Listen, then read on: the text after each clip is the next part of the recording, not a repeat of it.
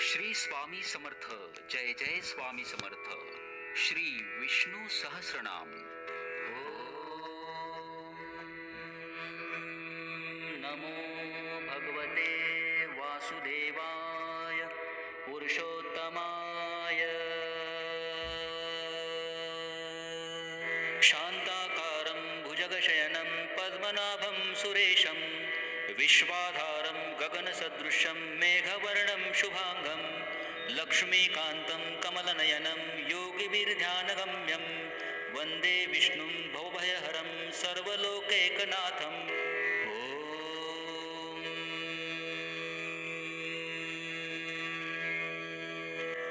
विश्वं विष्णुर्वषट्कारो भूतभव्य भवत्प्रभुः भूतकृद्भूतभृद्भावो भूतात्मा भूतभावनः पूतात्मा परमात्मा च मुक्तानां परमां गतिः अव्ययपुरुषः साक्षी क्षेत्रज्ञोऽक्षर एव च योगयोगविदां नेता प्रधानपुरुषेश्वरः नारसिंहवपु श्रीमान् केशवा पुरुषोत्तमः सर्वशर्वशिवस्तानुर्भूतार्दिनिर्धिरव्यः सम्भवो भावनो भर्ता प्रभुरीश्वरः स्वयंभू शम्भुरादित्य पुष्कराक्षो महास्वनः अनादिनिधनो धाता विधाता धातुरुत्तमः अप्रमेयो ऋषिकेश पद्मनाभो अमरप्रभुः विश्वकर्मा मनुस्वष्टा स्तविष्टस्तविरो ध्रुवः अग्राह्य शाश्वतकृष्णो लोहिताक्ष प्रतर्दनः प्रभुथा श्रीककुब्धाम पवित्रं मङ्गलं परम् ईशान प्राणद प्राणो ज्येष्ठ श्रेष्ठ प्रजापतिः हिरण्यगर्भो भूगर्भो माधवो मधुसूदनः ईश्वरो विक्रमी धन्वी मेधावी विक्रमाक्रमः अनुत्तमो दुराधर्ष कृतज्ञ कृतिरात्मवान् सुरेश शरणं शर्म विश्वरेता प्रजाभवः अह संवत्सरो व्याल प्रत्यय सर्वदर्शनः अज सर्वेश्वर सिद्ध सिद्धि सर्वादिरच्युत रुषा कपिरमेयात्मा सर्वयोग विनिश्रुतः वसुर्वसुमना सत्य समात्मा संवित समः अमोघ पुंडरीकाक्षो वृषकर्मा वृषाकृतिः रुद्रो बहुशीरा बभ्रु विश्वयोनिषु चिर्षवः अमृत शाश्वतस्थाणुर्वरारोहो महातपः सर्वग सर्वविद्भानुर्विश्वक्सेनो जनार्दनः वेदो वेदव्यंगो वेदांगो वेदवित्कविः लोकाध्यक्ष सुराध्यक्षो धर्माध्यक्ष कृताकृतः चतुरात्मा चतुर्भुवश्च चतुर्दष्टश्च चतुर्भुजः भ्राजिष्णुर्भोजनं भोक्ता सहिष्णुर्जगदादिजः अनघो विजयो चेता विश्वयोनि पुनर्वसुः उपेन्द्रो वामन प्रांशुर्मोघ शुचिरुरजितः अतीन्द्र संग्रह सर्गो धृतात्मा नियमो यमः वेद्यो वैद्य सदा योगी विरह माधो मधुः अतीन्द्रियो महामायो महोत्साहो महाबलः महाबुद्धिर्महावीर्यो महाशक्तिर्महाद्युतिः अनिर्देश्य वपु श्रीमान् नमे यात्मा महाद्रिदृक् महेश्वासो महीभर्ता श्रीनिवास सताङ्गतिः अनिरुद्ध सुरानन्दो गोविन्दो गोविन्दापतिः मरीचिर्द मनोहंस सुपर्णो भुजङ्गोत्तमः हिरण्यनाभसुतपा पद्मनाभ प्रजापतिः अमृत्यु सर्वदक सिंह सन्धाता सुन्दिमा स्थिरः अजो दुर्मर्शन शास्ता विश्रुतात्मा सुरारिः गुरुर्गुरुतमो धाम सत्य सत्य पराक्रमः निमिषो निमिषस्त्रग्वे वाचस्पतिरुदारतिः अग्रणिर्ग्रामणि श्रीमान् न्यायो नेता समीरणः सहस्रमूर्धा विश्वात्मा सहस्राक्ष सहस्रपात् आवर्तनो निवृतात्मा संवृत संप्रमर्दनः अह संवर्तको वह्निरनीलोधरणीधरः सुप्रसाद प्रसन्नात्मा विश्वदृक् विश्वभुक् विभुः सत्कर्ता सत्कृत साधुर्जनुर्नारायणो नरः असंख्येयो प्रमेयात्मा विशिष्ट शिष्टकुच्युचिः सिद्धार्थ सिद्ध संकल्प सिद्धिद सिद्धि साधनः वृषा हि ऋषभो विष्णुर्वृषपर्वा वृषोधरः वर्धनो वर्धमानश्च विविक्त श्रुतिसागरः सुभुजो दुर्धरो वाग्मी महेन्द्रो वसुदो वसुः नैकरूपो बहद्रूप शिपिविष्ट प्रकाशनः ओजस्तेजो दितिधर प्रकाशात्मा प्रतापनः रुद्रस्पष्टाक्षरो मन्त्रश्चन्द्रांशुर्भास्करदितिः अमृताशुद्भो भानु शशबन्धु सुरेश्वरः औषधं जगतसेतु सत्यधर्म पराक्रमः भूतभव्य भवन्नाथ पवन पावनो नलः कामः कामकृत्कान्त काम कामप्रद प्रभुः युगादिकृद्युगावर्तो नैकमायो महाशनः अदृश्यो व्यक्तरूपश्च सहस्रजिदनन्तजितः इष्टो विशिष्ट शिष्टेष्ट शिखण्डी नहुषो वृषः क्रोधः क्रोधकृतकर्ता विश्वबाहुर्महिर्धरः अच्युत प्रतित्त प्राण प्राणदो वासवानुजः अपामनिधिरधिष्ठान मप्रमत्त प्रतिष्ठितः स्कन्द स्कन्दधरो धुर्यो वरदो वायुवाहनः वासुदेव बृहद्भानुरादिदेव पुरन्दरः अशोकस्तारणस्तार शूरशौरिर्जनेश्वरः अनुकुलशतावर्त पद्मी पद्मनिवेक्षणः पद्मनाभोर्विन्दाक्ष पद्मगर्भ शरीरभृत महरधीर वृद्धो वृद्धात्मा महाक्षो गरुडध्वजः अतुलशर्भो भीम समयज्ञो हविर्हरिः सर्वलक्षणलक्षण्यो लक्ष्मीवांसन्मितिजयः विक्षरो रोहितो मार्गो हेतुर्दामोदरः महीधरो महाभागो वेगवानमिताशनः उद्धव क्षोभनो देव क्षिरिगर्भ परमेश्वरः करणं कारणं कर्ता विकर्ता गहनो ग्रहः व्यवसायो व्यवस्थान संस्थान स्थानदो ध्रुवः परिर्धि परमस्पष्ट तुष्ट पुष्ट शुभेक्षणः रामो विरामो विरजो मार्गो नेयो नयो नयः वीरशक्तिमतां श्रेष्ठो धर्मो धर्मविदुत्तमः वैकुण्ठपुरुष प्राण प्राणद प्रणव पृथुः हिरण्यगर्भ शत्रुघ्नो व्याप्तो वायुरधोक्षजः ऋतुः सुदर्शन काल परमेष्टि परिग्रहः उग्र संवत्सरो दक्षो विश्रामो विश्वदक्षिणः विस्तार स्थावरस्थाणु प्रमाणं विजव्ययम् अर्थो नर्थो महाकोशो महाभोगो महाधनः अनिर्विण्णोस्तविष्टो भूर्धर्मयूपो महामखः नक्षत्र नेमिर्नक्षत्री क्षमक्षाम समिहनः यज्ञ ईजो महेज्यश्च क्रतु संत्रस्तां गतिः सर्वदर्शी विमुक्तात्मा सर्वज्ञो ज्ञानमुत्तमम् सूरत सुमुख सूक्ष्म सुघोष सुखद सुरत मनोहरो जीत क्रोध वीरबाहुर्विदारणः स्वापन स्ववशो व्यापी नैकात्मा नैककर्मकृत वत्सरो वत्सलो वत्सी रत्नगर्भो धनेश्वरः धर्मकृद्धर्मी सदसच्चरम् अक्षरम् अविज्ञाता सहस्रांशुर्विधाता कृतलक्षणः गभस्तेनेमि सत्त्वस्त सिंहो भूतमहेश्वरः आदिदेवो महादेवो देवेशो देवभृद्गुरुः उत्तरो गोपतिर्गोप्ता ज्ञानगम्य पुरातनः शरीरभूतभृद्भोक्ता कपीन्द्रो भूरिदक्षिणः सोमपो मृतपः सोम पुरुजीत पुरुसतम् विनयो जय सत्यसन्धो दाशार सात्वापतिः जीवो विनयिता साक्षी मुकुन्दो मितविक्रमः अम्भो निधिरनन्तात्मा महोदधीशयोत्पकः अजो महार्ह स्वाभाव्यो जीता मित्र प्रमोदनः आनन्दो नन्दनो नन्द सत्य धर्मा त्रिविक्रमः महर्षि कपिलाचार्य कृतज्ञो मेदिनीपतिः त्रिपदश्री दशाध्यक्षो महाशृङ्गकृतान्तकृत महावराहो गोविन्द सुषेण कनकाङ्गदे गुह्यो कबीरो गहनो गुप्तश्चक्र गदाधरः वेदास्वाङ्गो जीतकृष्णो द्रूढसङ्कर्षाणो अच्युतः वराणो वारुणो वृक्ष पुष्कराक्षो महामनः भगवान् भगहानन्दी वनमाली हलायुधः आदित्यो ज्योतिरादित्य सहिष्णुर्गति सत्तमः सुधन्वाखण्ड परशुर्दारुणो द्रविणप्रदः दिवस्पृष्कर्व दृग्वासो वाचस्पतिर्यो निजः त्रिसामा सामग साम निर्वाणं भेषजं भिजक संन्यासपुच्छम शान्तो निष्ठा शान्तिपरायणं शुभाग शान्तिदस्त्रष्टा कुमुद कुवलेशयः गोहितो गोपतिर्गोप्ता वृषभाक्षो वृषप्रियः अनिवर्ती निवृतात्मा संक्षेप्ता श्रीमकृच्छिवः श्रीवत्सवक्षा श्रीवास श्रीपति श्रीमताम्बरः श्रीज श्रीश श्रीनिवास श्रीनिधि श्रीविभावनः श्रीधर श्रीकर श्रेय श्रीमाल्लोकत्रयाश्रयः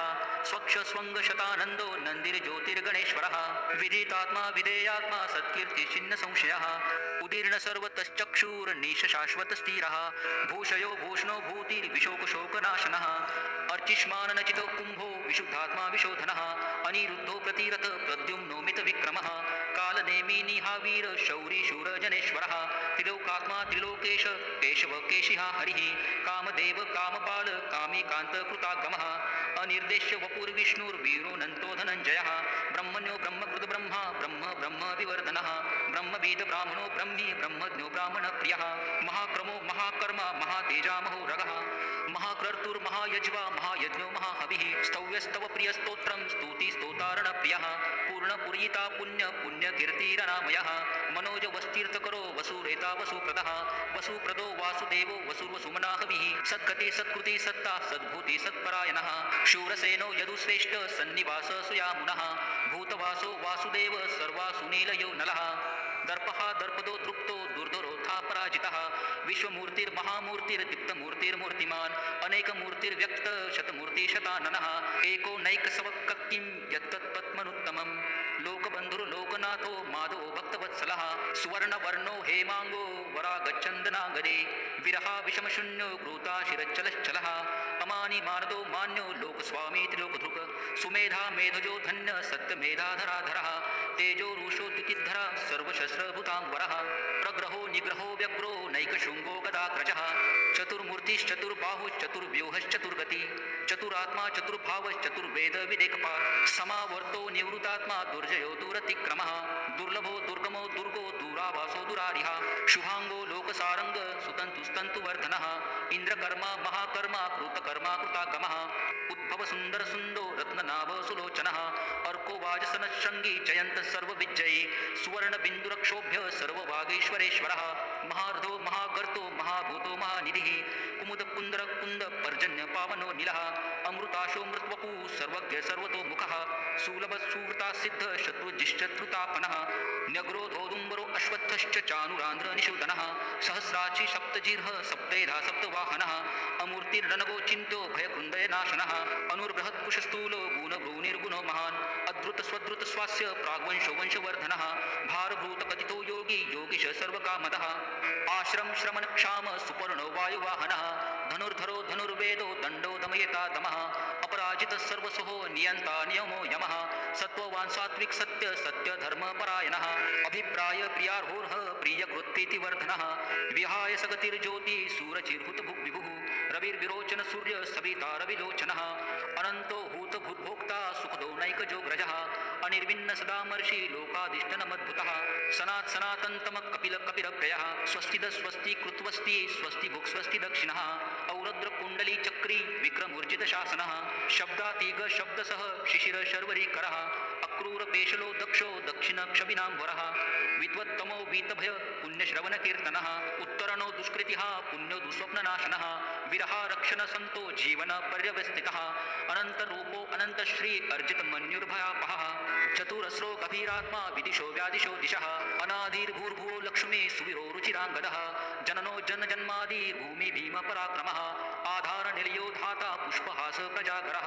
ऊर्ध्वग सत्पथाचार प्राणद प्रणवपनः प्रमाणं प्राणनीलय प्राणभृत्पान जीवनः तत्त्वं तत्त्वविरेकात्मा जन्म मृत्युजरातिगः भूर्भुवः स्वस्तरुस्तार सविता प्रमितामहः यज्ञो यज्ञपतिर्यज्वा यज्ञाङ्गो यज्ञवाहनः यज्ञभृत्यज्ञ कृत्यज्ञी यज्ञभुग्यज्ञ साधनः यज्ञान्तकृत्यज्ञ गुह्यमन्न मन्नाद एव च आत्मयोनि स्वयं जातो वैखान सामगायनः देवकी नन्दनस्पृष्टा क्षितिश पापनाशनः शङ्खभृन्नन्दके चक्री शारङ्गधन्वा गदाधरः रथाङ्गपानिर्क्षोभ्य सर्वप्रहरणयुधः ॐ सर्वप्रहरणायुध ॐ इति श्री विष्णुर्दिव्यसहस्रनाम स्तोत्रं सम्पूर्णं श्री स्वामी समर्थ ॐ श्री विष्णवे नमः ॐ नमो भगवते वासुदेवाय पुरुषोत्तमाय रक्षा स्तोत्र मंत्रस्य बुधकौशिक ऋषिः श्री सीता रामचंद्रो देवता अनुष्टुप छन्दः सीता शक्तिः श्रीमद् हनुमान कीलकम् श्रीरामचंद्र प्रीत्यर्थे राम रक्षा स्तोत्र जपे विनियोगः अथ ध्यानं ध्यायेदाजानुबाहुं धृतशरधनुषं बद्धपद्मासनस्थं पीतं वासो वसानं नवकमलदलस्पर्धिनेत्रं प्रसन्नं वामाङ्कारूढसीता मुखकमलमिल्लोचनं नीरदाभं नानालङ्कारदीप्तं दततमुर्जटामण्डनं रामचन्द्रम् इति ध्यानं चरितं रघुनाथस्य शतकोटिप्रविस्तरम् एकैकमक्षरं पूसां महापातकनाशनं ध्यात्वा नीलोत्पलश्यामं रामं राजीवलोचनं जानकीलक्ष्मणोपेतं जटामुकुटमण्डितं सासीतूणधनुर्बाण पाणिं नक्तं चरान्तकं स्वलीलया जगत्त्रातुम् आविर्भूतमजं विभुं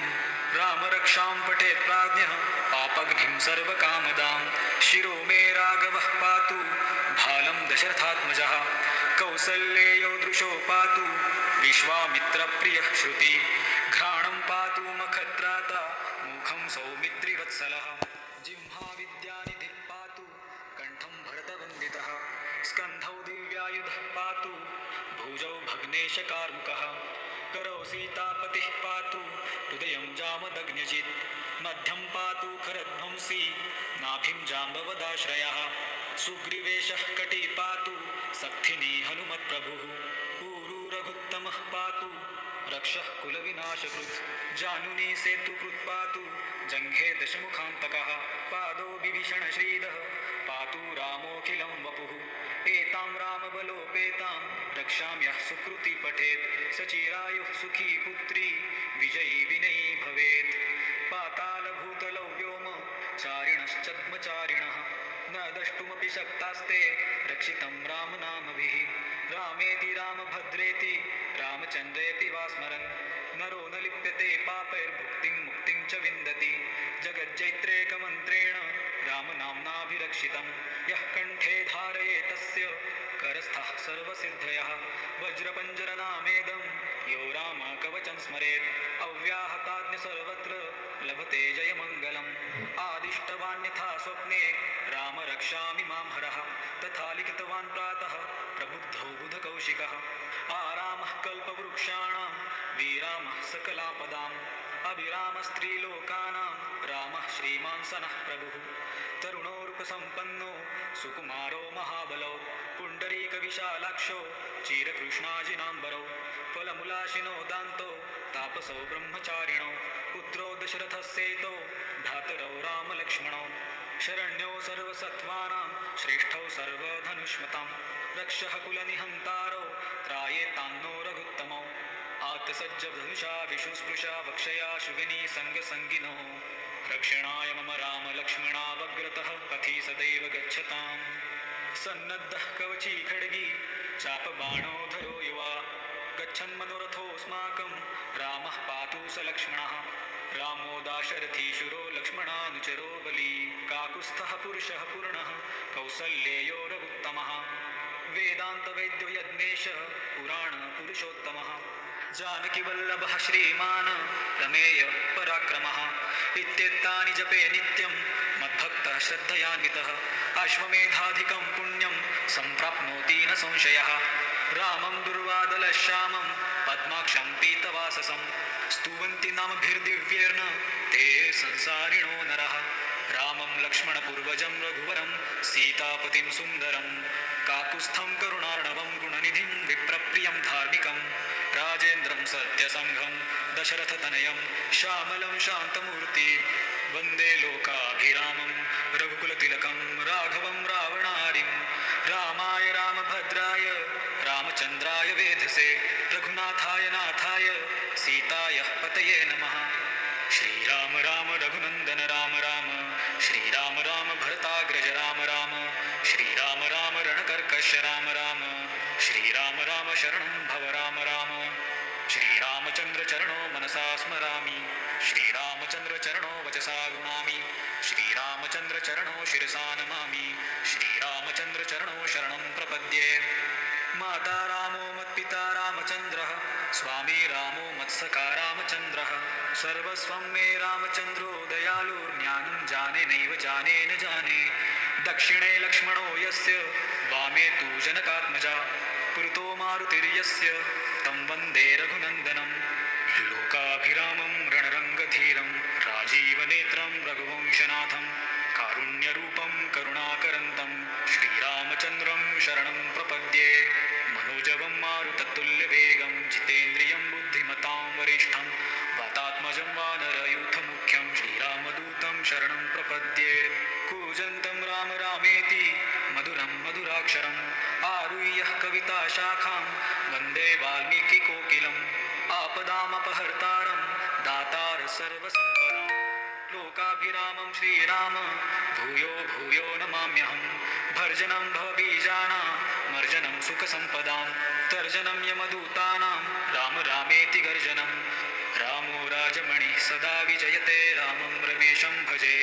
रामेणाभिहता निशाचरचमो रामाय तस्मै नमः रामान्नास्ति परायणं परतरं रामस्य दास्योऽस्म्यहं रामे चित्तलया सदा भवतु मे भो राम मामुद्धर राम रामेति रामेति रमे रामे मनोरमे सहस्रनाम तत्तुल्यं रामनाम वरानने इति श्रीबुधकौशिकविरचितं श्रीरामरक्षास्तोत्रं सम्पूर्णम् श्रीसीतारामचन्द्रार्पणमस्तु श्रीराम जय जय राम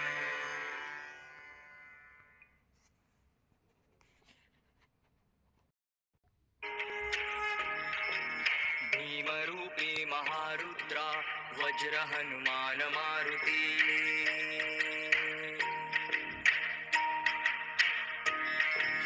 वनारी अंजनी सूता रामदूता प्रभंजना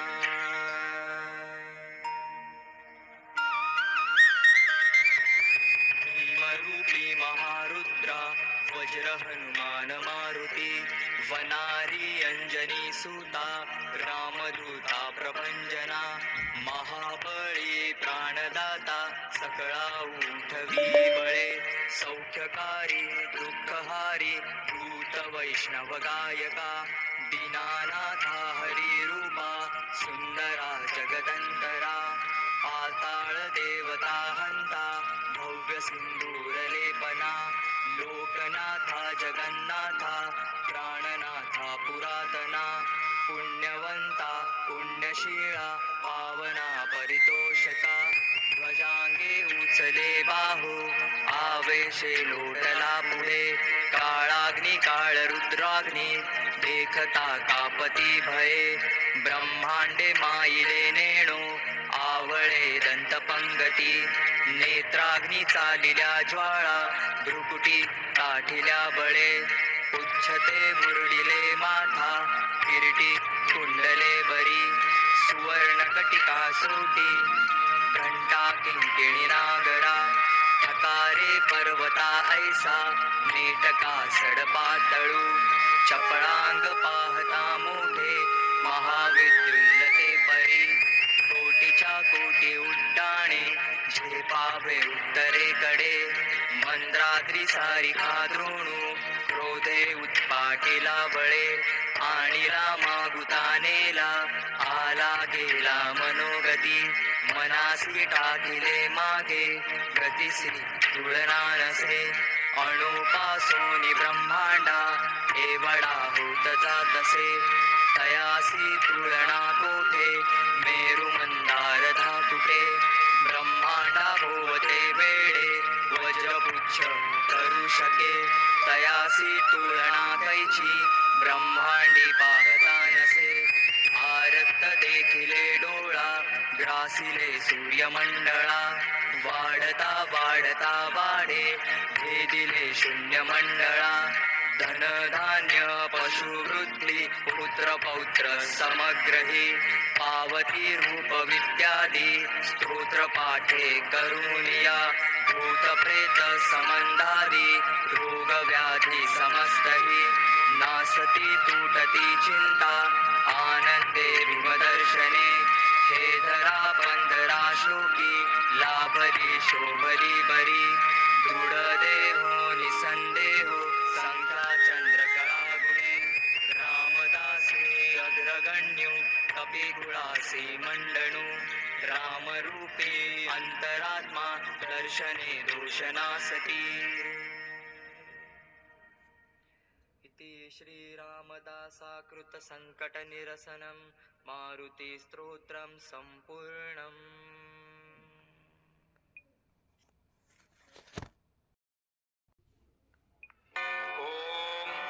श्रीकाली कवचम श्रीमत्दक्षिणकालिका कवचम भैरव उवाच कालिकाया महाविद्या कथिता भुवि दुर्लभा तथापि हृदये शल्यमस्ति देवी कृपां कुरु कवचन्तो महादेवी कथयस्वानुकम्पया यदि नो कथ्यते मातर्विमुञ्चामि तदा तनुं श्रीदेवी उवाच शङ्कापि जायते वत्स तव स्नेहात् प्रकाशितं न वक्तव्यं न द्रष्टव्यम् अतिगुह्यतरं महात् कालिका जगतां माता शोकदुःख विनाशिनी विशेषतः कलियुगे महापातकहारिणी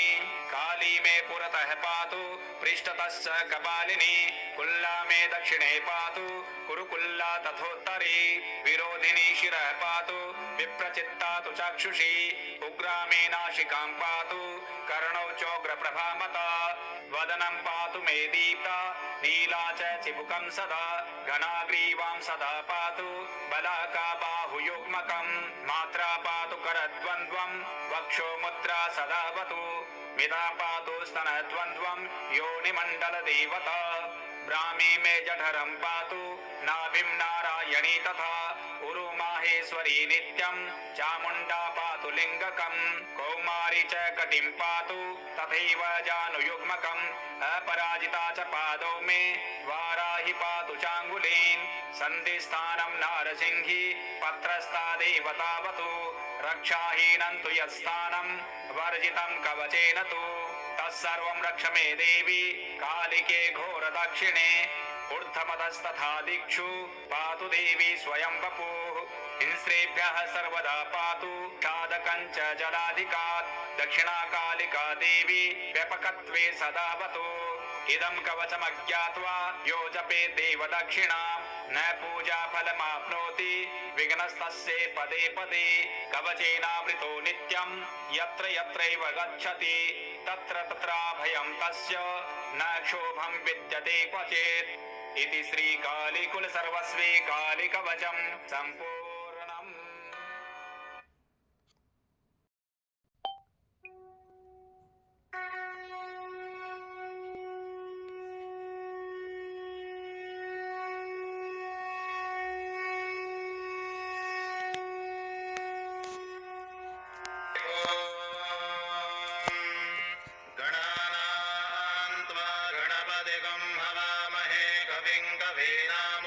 श्रवस्तमम् ज्येष्ठराजं ब्रह्मणां ब्रह्मणस्पत न शृण्वन्नोतिभिः सीदसादनम् महागणाधिपतये नमः। अथ चण्डीकवचम् श्रीगणेशाय नमः श्रीसरस्वत्यै नमः श्रीगुरुभ्यो नमः श्रीकुलदेवतायै नमः अविघ्नमस्तु। ॐ नारायणाय नमः ॐ नारायणरोत्तमाय नमः ॐ सरस्वतीदेव्यै नमः ॐ वेदव्यासाय नमः।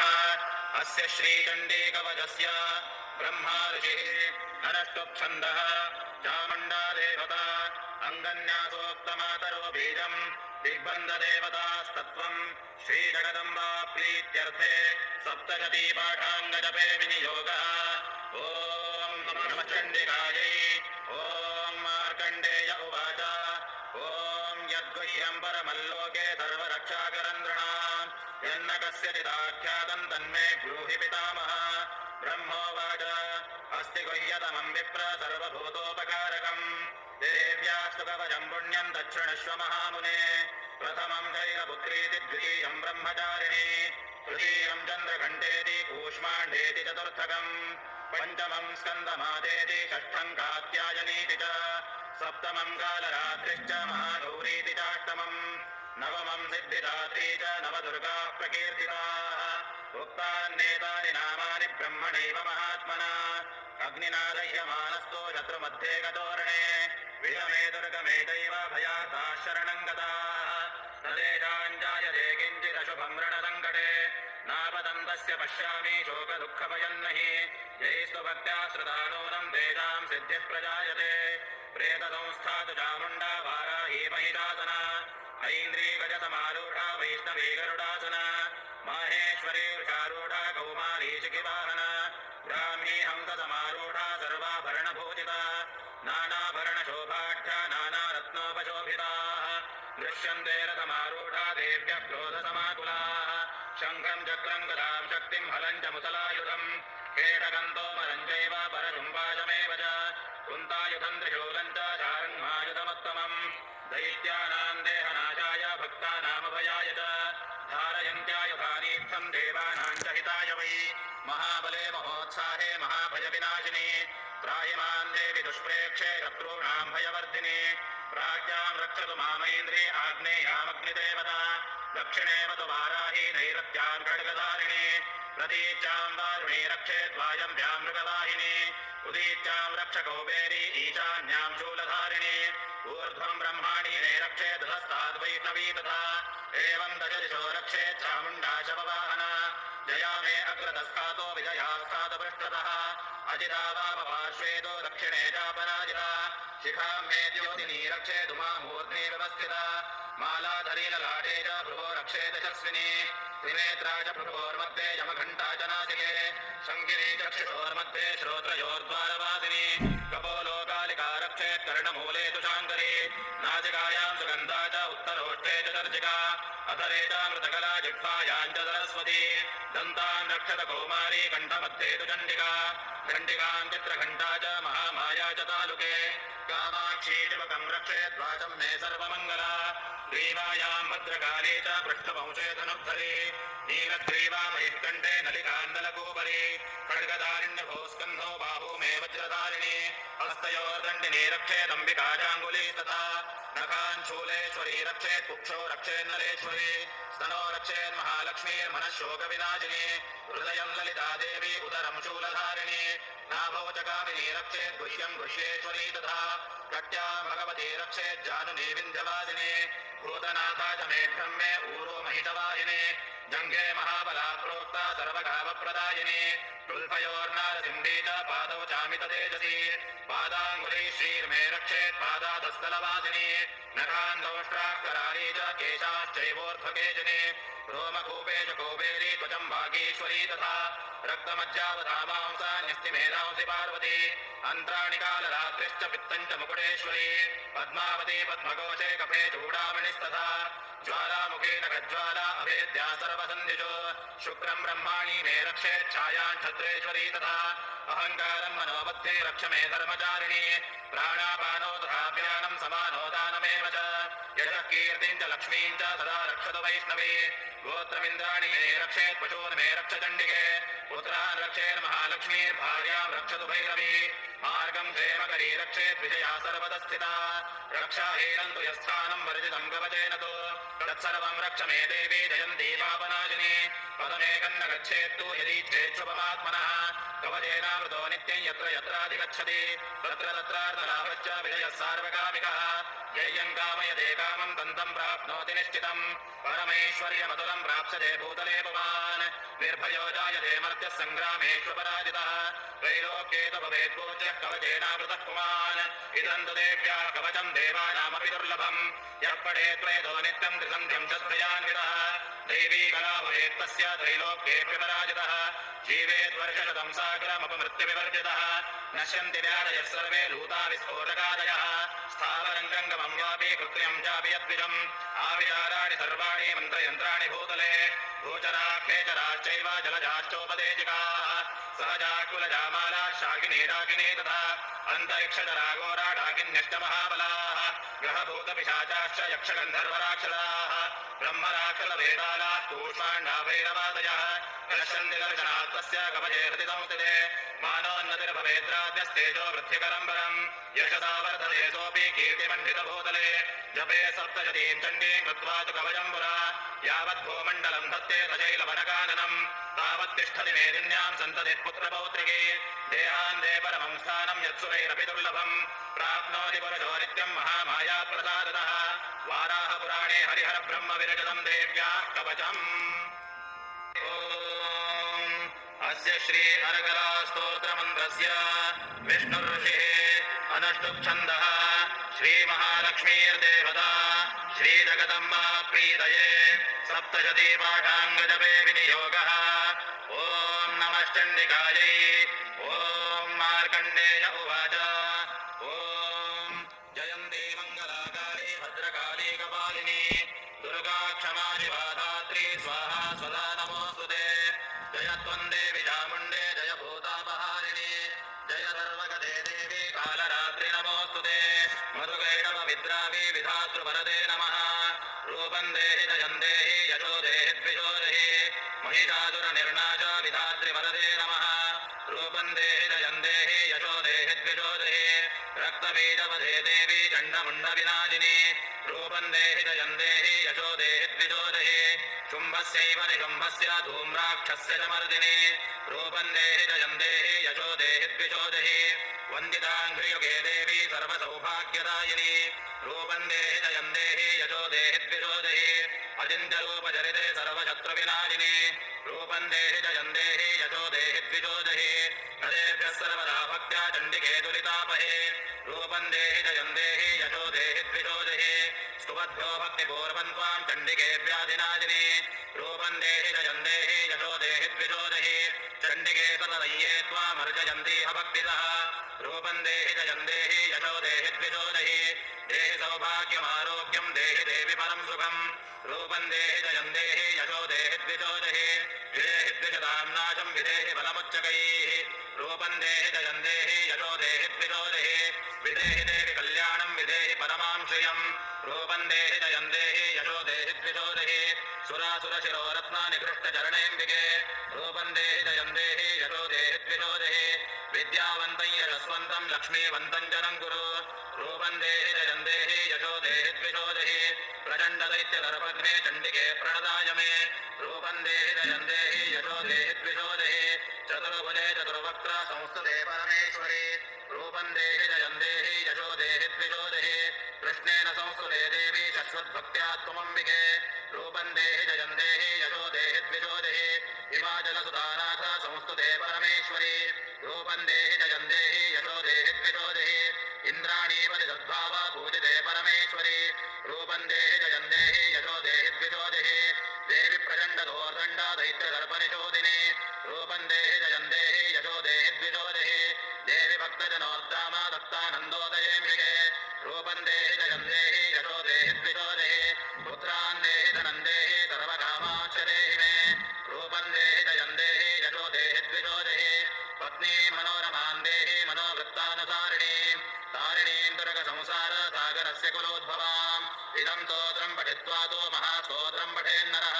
स तु सप्तशती संख्या परमाप्नोति सम्पदाम् इति श्रीमार्कण्डेयपुराणे अर्गलास्तोत्रम् अस्य श्रीकीलकस्तोत्रमन्त्रस्य शिवर्षिः अनुष्टुप्छन्दः श्रीमहासरस्वती देवता श्रीजगदम्बा प्रीत्यर्थम् सप्तशती पाठाङ्गजपे विनियोगः ॐ नमश्चण्डिकायै ॐ मार्कण्डेय उवाच ॐ विशुद्धज्ञानदेहाय त्रिवेदी दिव्यचक्षुषे श्रेयः प्राप्तिनिमित्ताय नमः सोमार्धधारिणे सर्वमेतद्विनायस्तु मन्त्राणामपि कीलकम् सोऽभिक्षेममवाप्नोति सततं जात्यतत्परः सिद्ध्यन्तच्चाटनादीनि वस्तूनि सकलान्यपि एतेन स्तुवतान् नित्यं स्तोत्रमात्रेण सिद्ध्यति न मन्त्रो नौषधं तत्र न किञ्चिदपि विद्यते विनायाप्येन सिद्धेत सर्वमुच्चाटनादिकम् समग्राण्यपि सिद्ध्यन्ति लोकजङ्गामिमां हरः कृत्वा निमन्त्रयामास सर्वमेवमिदं शुभम् स्तोत्रं वै चण्डिकायास्तु तच्च गुह्यं चकारतः समाप्तिर्न च पुण्यस्य तां यथा वनियन्त्रणा सोऽभिक्षेममवाप्नोति सर्वमेव न संशयः कृष्णायां वा चतुर्दश्यामष्टम्यां वा समाहितः तदादिप्रतिगृह्णाति नान्यथैता प्रतीदति इत्थं रूपेण कीलेन महादेवेन कीलितम् यो निष्कीलां विधायैनापि नित्यं जपति सुस्फुटम् स सिद्धः सगणः सोऽपि गन्धर्वो जायते वने न चैवाप्यनदस्तस्य भयं क्वापि जायते नापमृत्यवशं याति मृतो मोक्षमवाप्नुयात् ज्ञात्वा प्रारभ्य कुरुवीत ह्यकुर्बाणो विनश्यति ततो ज्ञात्वैव सम्पन्नमिदं प्रारभ्यते बुधैः सौभाग्यादिजयत्किञ्चित् दृश्यते ललनाजने तत्सर्वं तत्प्रसादेन तेन चाप्यमिदं शुभम् शनैः सुलभ्यमानेऽस्मिन् स्तोत्रे सम्पत्तिरुच्चकैः भवत्येव समग्रापि ततः प्रारभ्यमेव तत् ऐश्वर्यं यत्प्रसादेन सौभाग्यारोग्यसम्पदः शत्रुहानिः परो मोक्षस्तूयते सा न किञ्चनैः भगवत्याः कीलकस्तोत्रम् रात्रीसूक्तस्य कुशिकर्षिः रात्रिर्देवता गायत्री छन्दः श्रीजगदम्बा प्रीत्यर्थे सप्तशती पाठादो जपे विनियोगः ॐ रात्री व्यक्षरायति पूरुत्रा देव्याक्षभिः विश्वाधिश्रियोधिता पूर्वप्रामर्त्यानिवतो देव्योद्वताः ज्योतिषापादते तमः निरुस्वता नमस्तु दोषदं देव्यायति अवेदोहादते तमः सा नो भयन्निधेयामन्न विक्ष्महे वृक्षेण वा ततिम्बयाः निग्रामासो अविक्षत निपद्वन्तो निपक्षिणाः निश्येनादश्चिदर्थिनाः यावयाः वृक्यावयस्ते नमोर्मे अधानः सुतराः भव उपमापेऽपि धत्तमः कृष्णं व्यक्तमस्थिता उचारणेव यातया उपादेगा इवाकारं वृणीष्वतो वितरदिवः रात्रिस्तो मन्यजिज्ञसे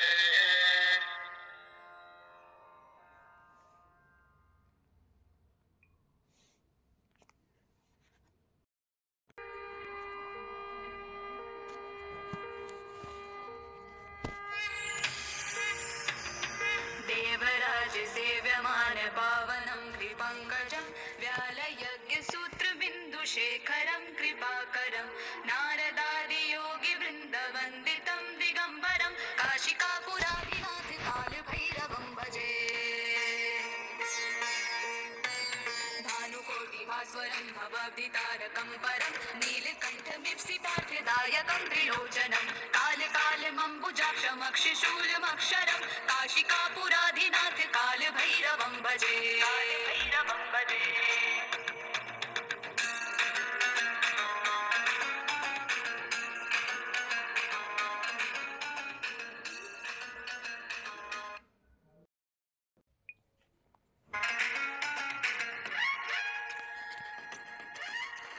भक्तिमुक्तिदायकं प्रशस्तचारुविग्रहं भक्तवत्सलं स्थितं समस्तलोकविग्रहं विडिस्वनं मनोज्ञहिम किङ्किनीलसत्कटिं काशिकापुराधिनाथ कालभैरवं भजे कालभैरवं भजे धर्मसेतुपालकं त्वधर्ममार्गनाशनं कर्मपाशविमोचकं सुशर्मदायकं विभुं स्वर्णवर्णशेषपाशशोभिताङ्गमण्डलं काशिकापुराधिनाथ कालभैरवं भजे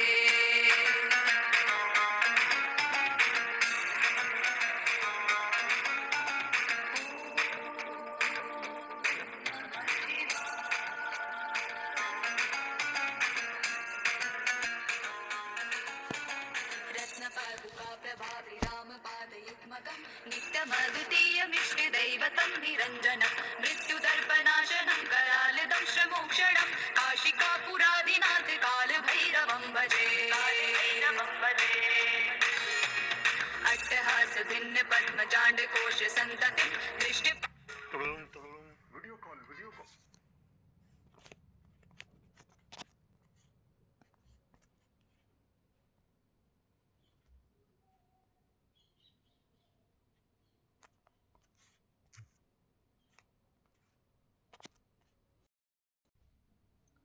जालमुग्रशासनम् अष्टसिद्धिदायकं कपालमालिकाधरं काशिकापुराधिनाथ कालभैरवं भजे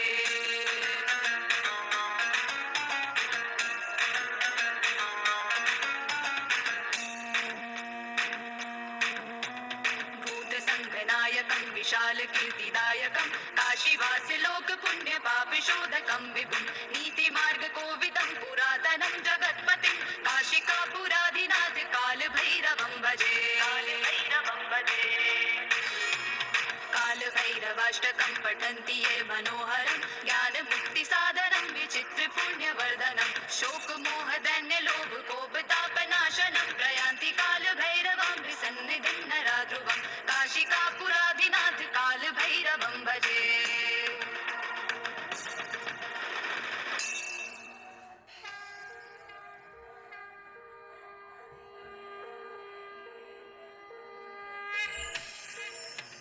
देवराज सेव्यमान पावनं कृपङ्कजं व्यालयज्ञसूत्रबिन्दुशेखरं कृपाकरं